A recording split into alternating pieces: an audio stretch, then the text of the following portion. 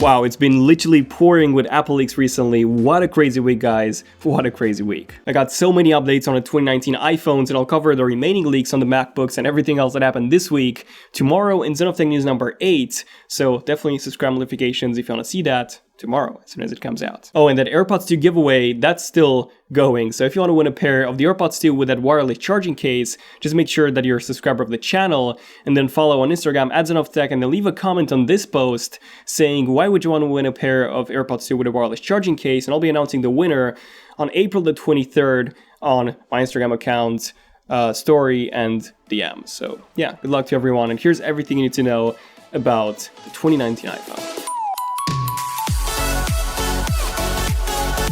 Okay, so first off, some updates when it comes to the iPhone 11's design. We all know that design-wise, the iPhone 11 would look pretty much identical to the iPhone 10 and the iPhone XS from the front at least. The main design change here would be on the back, so we would finally be getting a triple lens camera module from the dual lens one that we've had ever since the iPhone 7 Plus was introduced back in 2016. And there are many smartphones that use a triple lens camera module today, but the ones that take best advantage of it are made by Samsung and Huawei, as most of the other smartphone manufacturers only have the third module, for the sake of having it. Samsung and Huawei use it as a wide-angle lens, which means that you can capture so much more in the shots, and I absolutely love this on my S10. Fun fact, the Galaxy S10 has now become my daily driver for, I believe, a full month now, if not even more than that. Yes, I almost don't even use my iPhone XS Max anymore since I got the S10. Full review of the S10 is coming out by the end of the month, so definitely subscribe, enable notifications, because this one would be even more in-depth than the previous ones. Now, we don't really know what that third module on the iPhone 11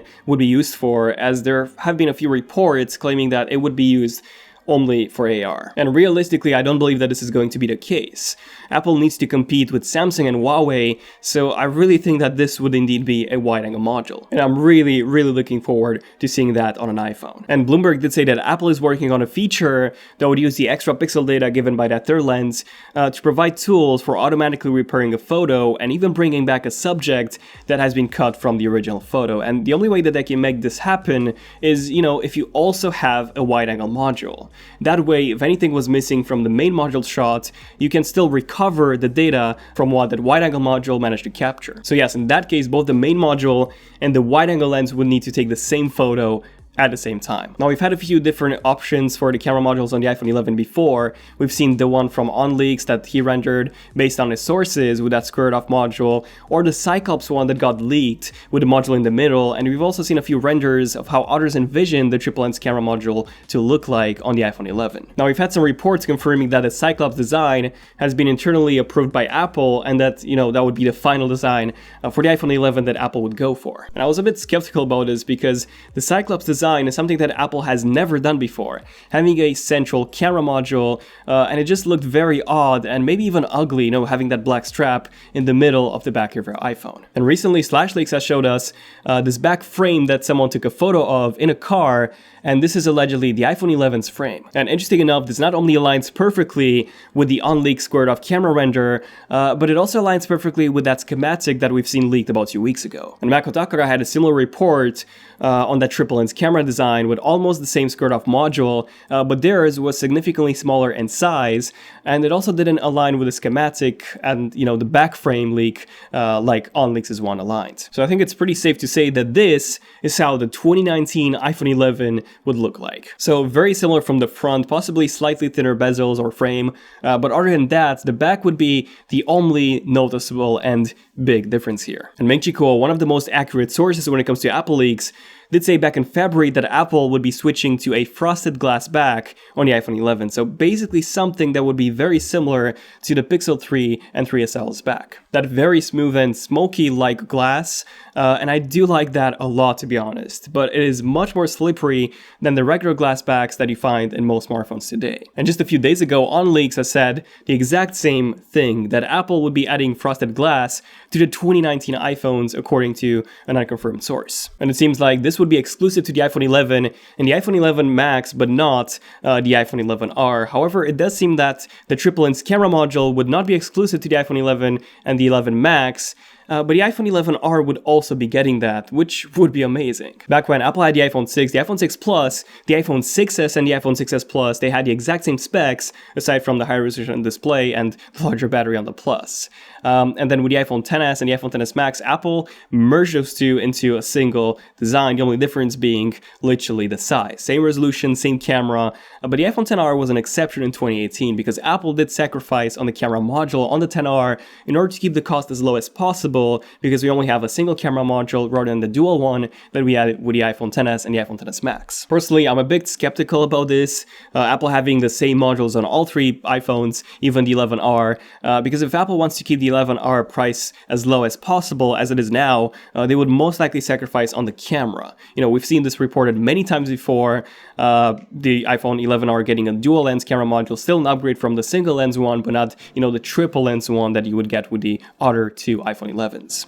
But hey, I'm keeping my fingers crossed that OnLeaks' sources are right about this. And Makotakara did publish a report recently, by the way, that the 2019 iPhones would actually retain the Lightning connector, mostly for compatibility with current accessories, even though having Lightning means that iPhones would actually be incompatible with Apple's own devices. You know, MacBooks and iPad Pros, those ones actually have USB Type-C now. So it's a bit ironic how even today, you know, a Samsung phone or a Pixel phone or any other Android phone is more compatible with the other Apple devices, a MacBook and an iPad Pro, than Apple's own iPhones are, at least when it comes to the charging and connection port. However, Apple would be finally including a fast charger inside the box, an 18-watt USB-C to Lightning power adapter, pretty much the same one that we get with the new 2018 iPad Pros. And I mean, it's about time.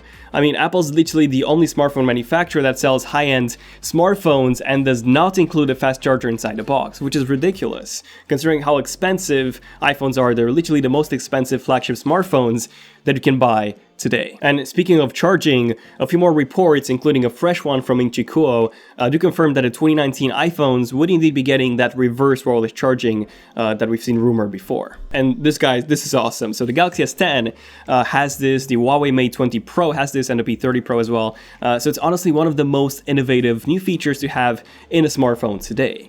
And that's because, yes, you can charge another phone from the back of your own phone that has reverse wireless charging, so that's pretty cool. But what's even cooler is the main use case scenario for this, being able to charge your headphones or your smartwatch from the back of your phone. How cool is that? You can currently do this with a Galaxy S10 and charge your Galaxy Buds or your Galaxy smartwatch from the back of the S10. And then, you know, considering that we also got wireless charging support with the second generation AirPods, so yes, you can actually charge the AirPods 2 from the back of your Galaxy S10. How ironic. You cannot do that with the XS just yet, but you know, it would make a lot of sense for Apple to include this functionality on the iPhone 11. And I wouldn't be surprised if Apple even decides to call this AirPower.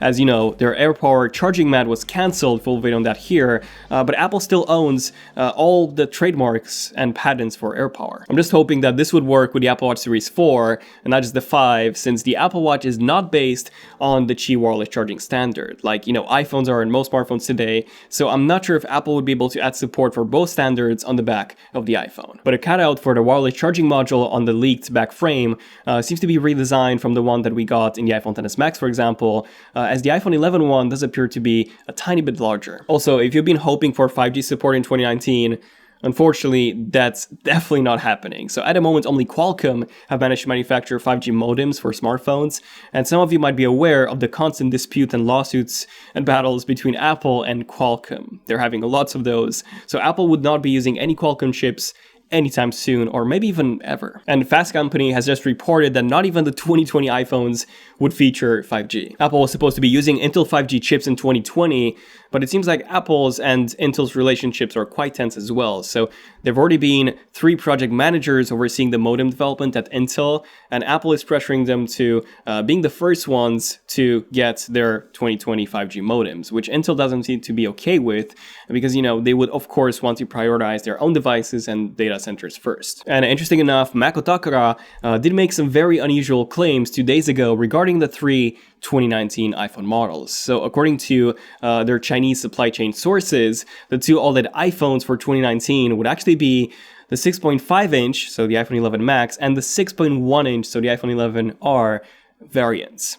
The smaller variant, the 5.8-inch iPhone 11, would actually stick to an LCD display. And it does make a lot of sense. So in this case, in 2019, the low-end iPhone would also be the one with the smallest display size. You know, the iPhone XR was a bit of an odd one because it did have an LCD display, but its size was in between the 5.8-inch iPhone XS that came with an OLED display and the 6.5-inch iPhone XS Max, which also came with an OLED display. So the XR came in at 6.1 inches. And by having the LCD iPhone, the smallest variant, Apple could potentially lower the cost even more because, you know, the display is smaller and it's also an LCD panel. So it's less expensive to make than a larger LCD panel. Now, Mako Takara did claim that the 6.1-inch OLED iPhone would actually be getting thicker by 0.15 millimeters compared to the iPhone XS, and the 6.5-inch iPhone, the 11 Max, would be getting thicker by 0.4 millimeters, but the camera bumps would actually be reduced because of this. But yeah, pretty much everything new in terms of the 2019 iPhone leaks. Keep an eye for tomorrow's Zone of Tech News. Lots of stuff that I want to cover there. The new MacBooks, the Apple Cinema display, and so much more. So thank you for watching this video. Do subscribe and notifications if you want to see more cool videos like this one in the future. Don't forget about the AirPods 2 giveaway, which again is still going.